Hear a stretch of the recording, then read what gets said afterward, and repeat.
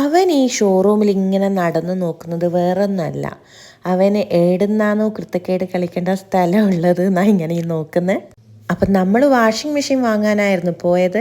ആ സമയം കൊണ്ട് അവൻ ആ ഷോറൂം മൊത്തം ചുറ്റിക്കറങ്ങി. അവിടെ നിന്ന് കളിക്കാൻ പറ്റുന്ന കുരുത്തക്കേട് മൊത്തം കളിച്ചിന്.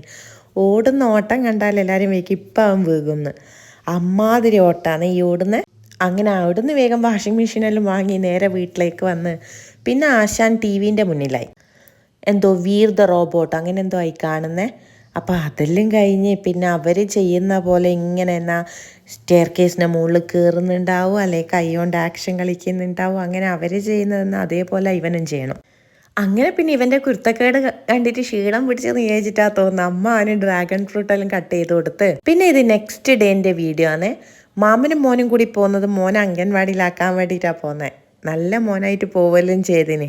ഞാൻ പിന്നെ രാവിലെ എണീച്ചപ്പോൾ പറഞ്ഞു മോനിന്ന് അംഗൻവാടി പോയിക്കോ, കാരണം വേറെ ഒന്നല്ല, എനിക്കിന്ന് ടൗണിൽ പോകാനുണ്ട്, ബാങ്കിൽ അന്ന് പോയത് ശരിയായിട്ടില്ല, അപ്പോൾ ഇന്ന് പോകണം എന്നെല്ലാം വിചാരിച്ചിട്ട് അവൻ അംഗൻവാടിയിലാക്കി. ആ സമയത്ത് ഞാനിങ്ങ് ഇറങ്ങി.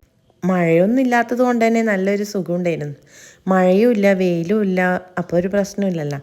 അങ്ങനെ പിന്നെ ഞാനൊരു മാംഗോ ഷേക്കെല്ലാം കുടിച്ച് ബാങ്കിലെല്ലാം പോയി നേരെ തിരിച്ച് വീട്ടിലേക്ക് വന്നു.